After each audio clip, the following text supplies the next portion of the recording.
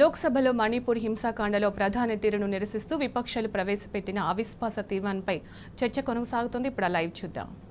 उत्तर पूर्व के ऊपर और भारत के ऊपर पड़ता है। सभापति महोदय, आपको याद होगा कि इसी सदन में आज से 4 वर्ष पहले धारा 370 को धाराशाही किया गया था और आज 4 वर्ष हो गए। आपने एक प्रदेश को अवैध तरीके से तोड़कर 2 केंद्र शासित राज्य बनाए और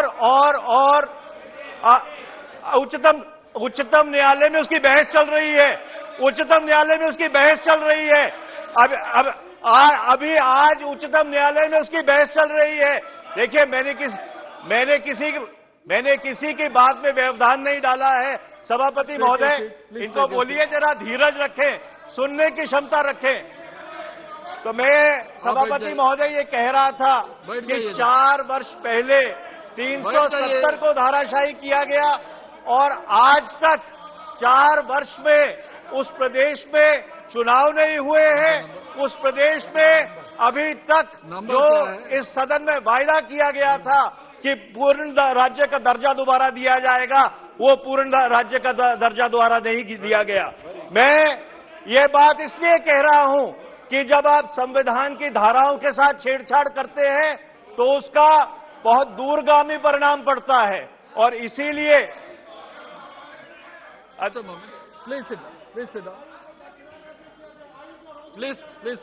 सभापति महोदय डॉक्टर फारूक अब्दुल्ला और मैं आज उच्चतम न्यायालय में थे और जम्मू कश्मीर के ऊपर उच्चतम न्यायालय में बहस चल रही है। वो ये कहता है कि जुडिशियल ऑर्डर जो उसका पेंडिंग है, कॉन्स्टिट्यूशन बेंच 370 को देख रही है सर, उसके बारे में ये यहाँ से जो है अपना ये दे रहे हैं, उसको हटा दिया जाए सर। मैंने सभापति महोदय ये कौन बोल रहे हैं जिन्होंने कभी रूल्स और प्रोसीजर्स की इज्जत नहीं की? अरे वो व्यक्ति बोल रहे हैं। क्या नेशनल हेराल्ड सब जुडिस नहीं है? नेशनल हेराल्ड सब जुडिस नहीं है? अरे तो निशिकांत जी, इतना भी हुआ तो उत्तेजित होइए। Manish ji, the rules that have been cited, just वही कह रहे हैं. Honorable member had just now mentioned about the rules 352(1), where it is clearly stated something which is pending in the court of law should not be referred to in the House. No, I am just reminding. You don't have to advocate for him. You don't have to advocate for him. He's a knowledgeable person. He understands. Please sit down. Yes, Manish ji. Please Manish ji. में हो रहा उसका जिक्र नहीं कर रहा, जो इस सदन में हुआ है उसका जिक्र कर रहा हूं मैं, उसका जिक्र कर रहा हूं।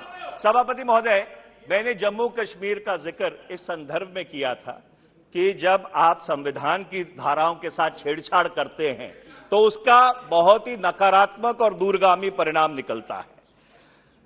मैंने इससे पहले ये बात कही कि मणिपुर के साथ म्यांमार की सरहद लगती है और दशकों से जो उत्तर पूर्व के अलगाववादी हैं वो म्यांमार में शरण लेते रहे हैं और म्यांमार का जो जुंटा है उसके जो रिश्ते हैं चीन के साथ वो पूरी तरह से जग जाहिर है और पूरी दुनिया उनके बारे में जानती है।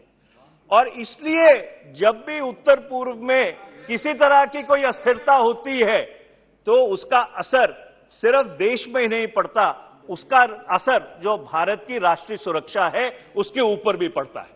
और इसी संदर्भ में मैं चीन के बारे में जिक्र करना चाहूंगा। वर्ष 2020 में अप्रैल में नियंत्रण रेखा के पार भारत की सरहद में घुसपैठ हुई और घुसपैठ एक जगह पे नहीं हुई, घुसपैठ 8 जगह पर हुई। Y Nala, Pangong, hot springs, Gogra, Depsang, Nakula, Yangtse, upper Subansiri जो जिला है अरुणाचल प्रदेश का, एक थिएटर लेवल के ऊपर घुसपैठ हुई।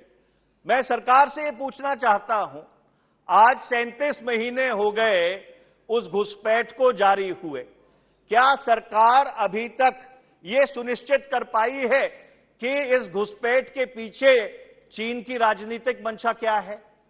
और मैं सरकार से सवाल पूछना चाहता हूं, क्योंकि सितंबर 2020 से जब से यह सदन मिला था कोविड के बाद, आज तक इस सदन में चीन के ऊपर चर्चा नहीं हुई।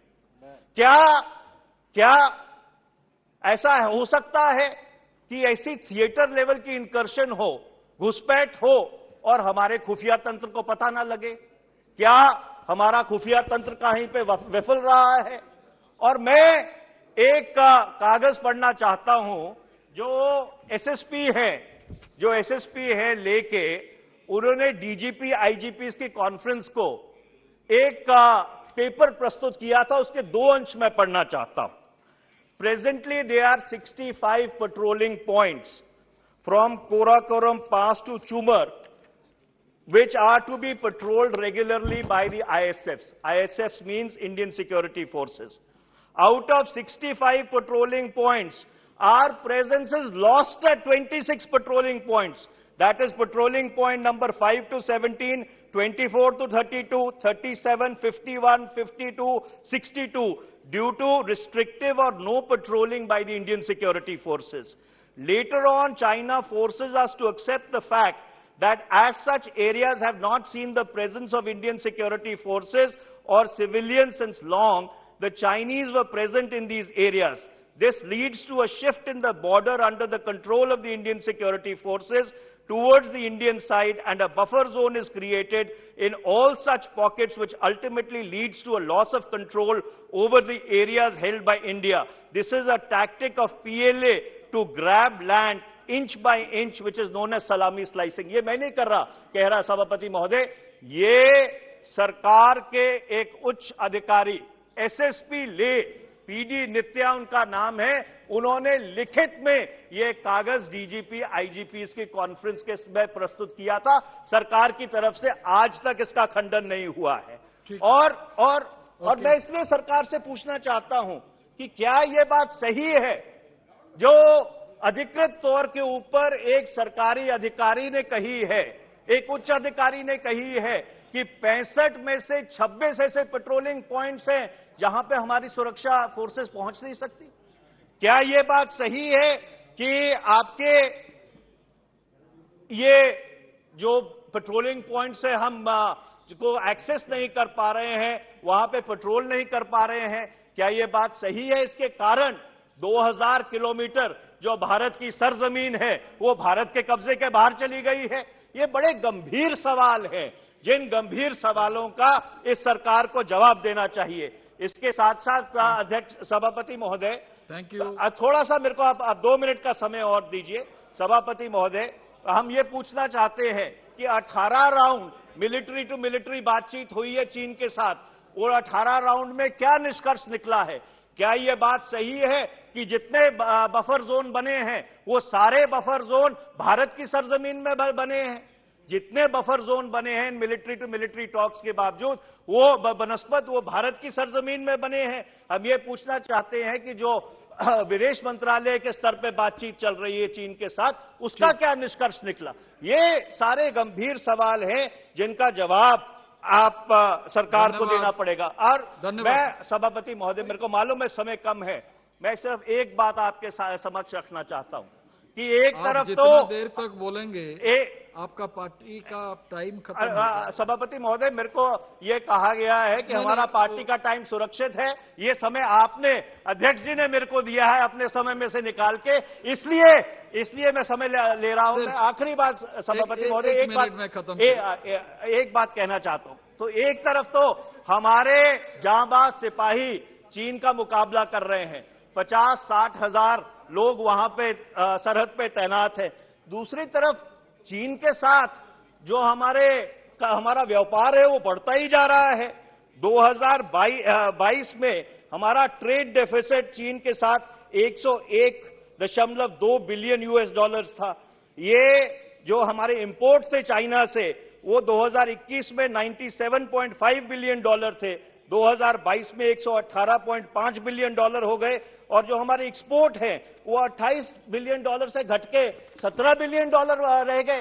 तो कहीं ऐसा तो नहीं है कि जो चीन हमारे खिलाफ आक्रमण कर रहा है, उस आक्रमण करने के पैसे हम उनको दे रहे हैं ट्रेड डेफिसिट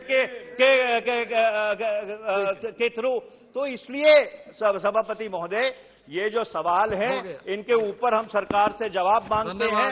और मैं आखिरी बात यही कहना चाहूंगा, सवाल बहुत हैं, संवाद की कमी है।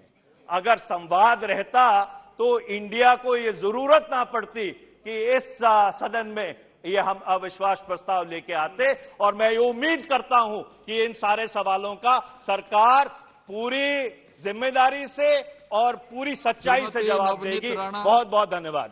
श्रीमती नवनीत राणा।